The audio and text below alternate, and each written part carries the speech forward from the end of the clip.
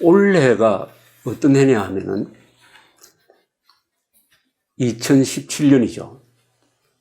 100년으로 돌아가면은 1917년입니다. 1917년은 어떤 해냐? 1917년에 러시아에서 볼셰비키 혁명이 일어났습니다. 레닌이 공산당을 앞세가지고 정권을 잡았습니다. 공산주의가 세계로 퍼져가기 시작했습니다. 볼셰비키 혁명 100년이 되는 해입니다. 북한은 아직도 볼셰비키 혁명 100년의 그늘 속에 있습니다. 그 볼셰비키 혁명이 일어난 바로 비슷한 시기에 대한민국에서 한 인물이 출생했습니다. 그분의 이름은 박정희입니다. 박정희. 원래 11월 14일이 되면은 박정희 출생 100주년이 됩니다. 100주년. 이분이 그런데 생일이 재임 시절에 9월 30일로 알려져서 가지고 9월 30일 되면은 신문에 박정희 대통령이 생일 몇 도를 맞았다 하는 기사가 나오기도 했습니다. 그런데 왜 9월 30일 나왔냐면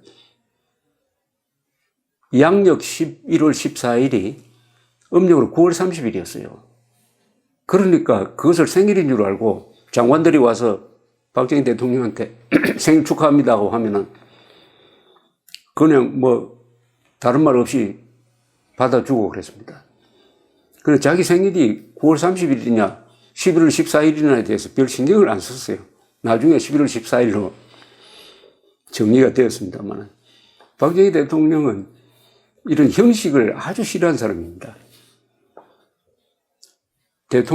한국 대통령 중에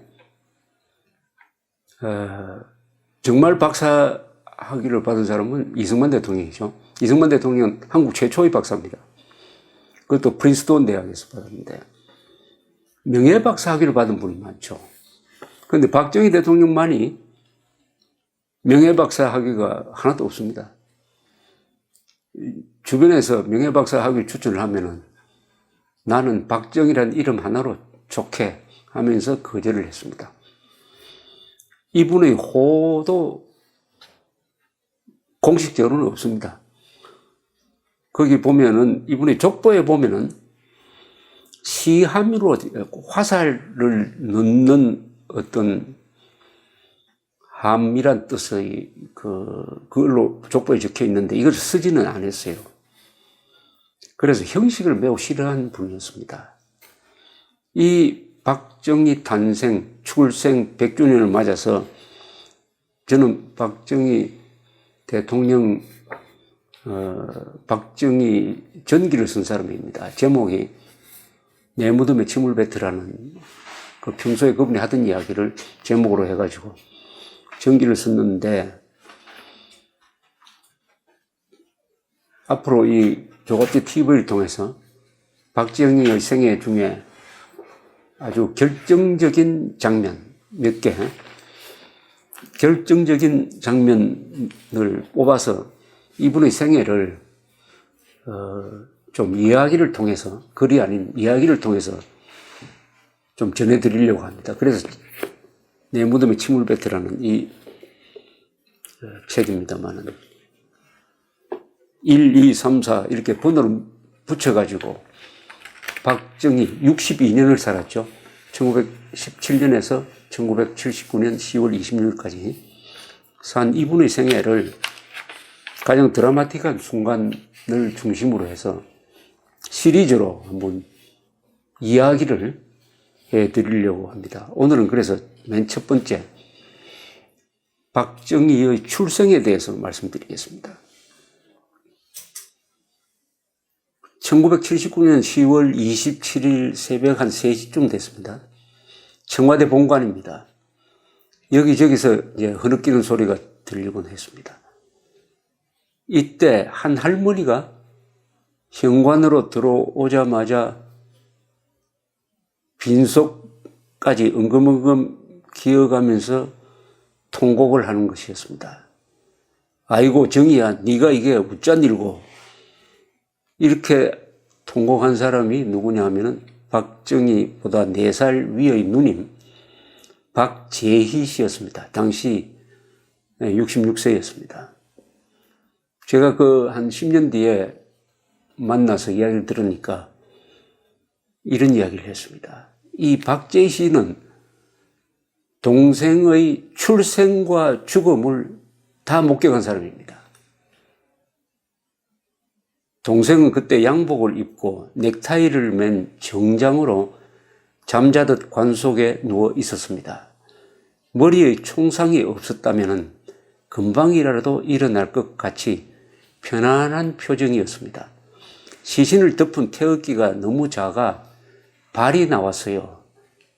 큰 것을 가져오라고 시킨 뒤 다리를 만져보니 아직도 굳지 않았더군요. 원통하고 정치는 안 해야지 하고 생각했습니다. 정치는 안 해야지 했는데 그분의 따님은 정치를 했습니다. 이 박정희의 출생과 죽음을 다 목격한 이 박재희 씨가 박정희 동생의 출생과 관련된 증언을 한 기록이 많이 전해오고 있습니다. 이 박정희 대통령이란 말이 따라가지 않더라도 이야기를 해주시기 바랍니다. 역사적 인물이니까 존칭 생략이 맞죠. 이 박정희는 어머니가 백신데 임신을 상당히 늦게 했습니다. 임신을 몇 살에 했느냐면 45살에 임신을 했습니다. 지금 45과 그 1917년에 45은 엄청 틀리죠. 요새 하면은 60세에 임신한 것과 같죠. 그러니까 아주 부끄럽게 생각을 했습니다. 왜냐하면 큰딸이, 시집간 큰딸이 그때 아기를 배웠습니다. 임신을. 그러니까 큰딸과 어머니가 같이 임신을 했으니까 또 집안이 또 원래 가난해요.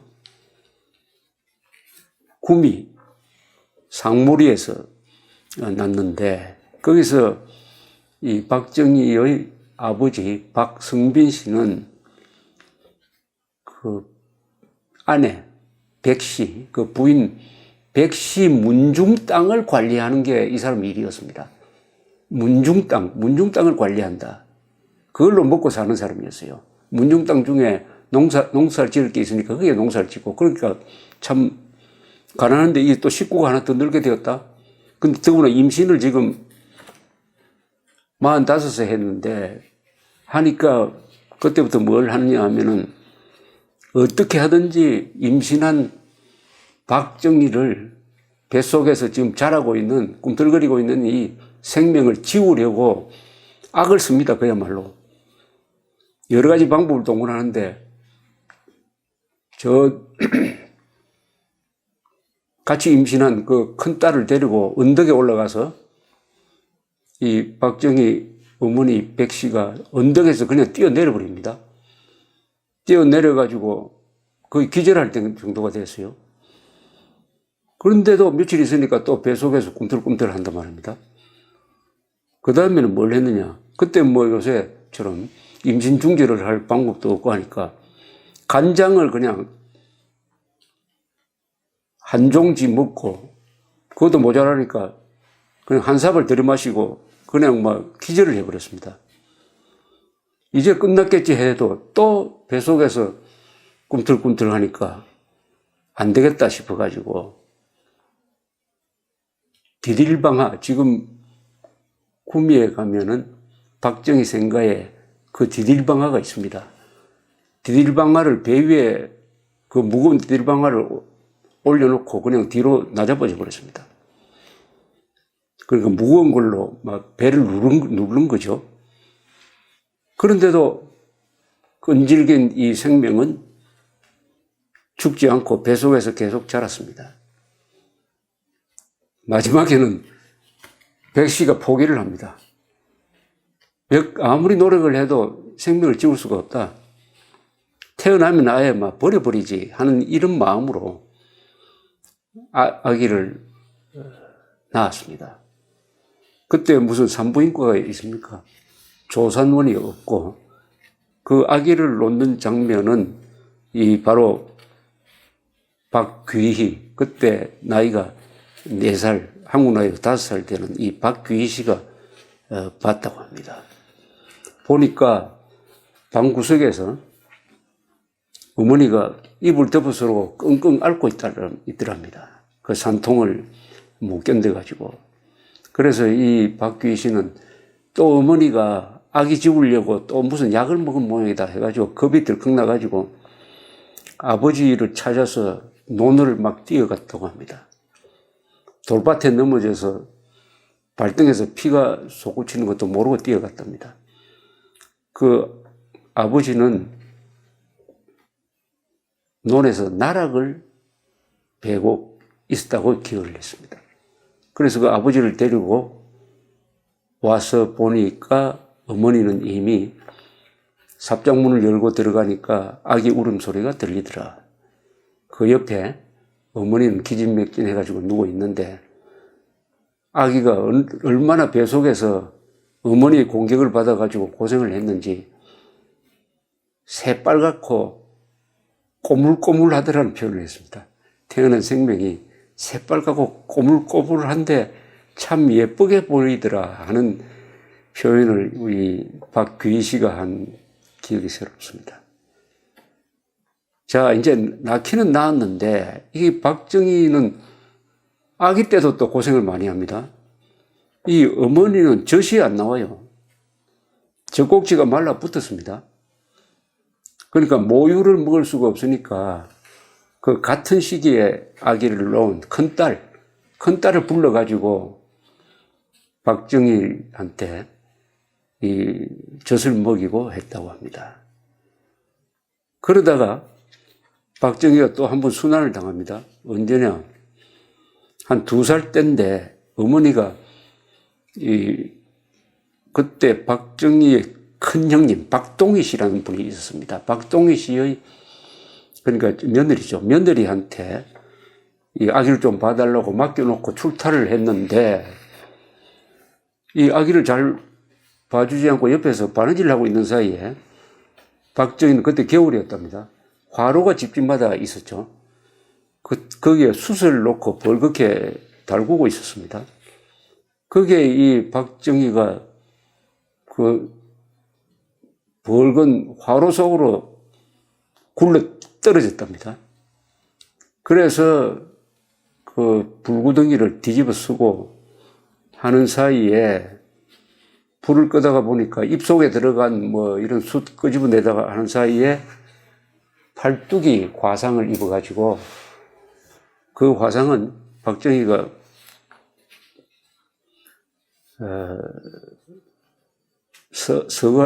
사거할 때까지도 남아가지고 이 옷을 이렇게 항상 긴 소매를 입었다 뭐 그런 이야기가 전해 내려옵니다. 그러니까 이 한민족의 운명을 바꾼 박정희의 출생은 어떻게 보면 어머니와의 싸움, 뱃속에서의 싸움에서부터 시작됐습니다. 그야말로 생존투쟁을 뱃속에서부터 해서 나온 그 1917년 11월 14일이 또 러시아에서는 볼셰비키 혁명이 났고 유럽에서는 프랑스, 독일의 그 서부전선에서 참호전을 하면서 하루에도 수만 명씩 죽어나가고 있었던 그런 시기였고 우리 한민족은 일제의 질곡 속으로 들어가가지고 나라 잃은 민족이었습니다. 나라 잃은 민족의 그러니까 일본 신민으로서 태어난 거죠. 나라 잃은. 그분이 태어나서 그 뒤 62년 동안 공산주의와 싸우고 식민지적 잔재와 싸우고 조선의 봉건적 후진성과 싸우면서 대한민국을 혁명적으로 바꿔놓았다. 그 바꿔놓은 틀 속에서 대한민국이 지금 존재하고 있다. 이렇게 정리할 수가 있습니다. 이 박정희의 그 집안은 몰락한 양반 집안이었습니다. 몰락한 양반 집안. 박성빈이라는 그 아버지는 한때 동학군에도 참여하고 벼슬도 좀 했다고 하는데 어쨌든 태어날 때는 그냥 농사꾼이고 술 좋아하고 자기의 뜻을 세상에 펼 수 없는 상황에서 술을 보태가지고 살았다고 하니까 그때 아버지가 가졌던 이 반골적인 생각이 아마 박정희한테도 좀 넘어온 것이 아니냐 이렇게 생각이 듭니다. 그러나 어머니는 그렇게 자상할 수가 없고 그 아기를 뱃속에서 지우려고 했는데 태어나 놓으니까 얼마나 좀 미안하겠습니까? 말하면 죽이려고 한 거 아닙니까?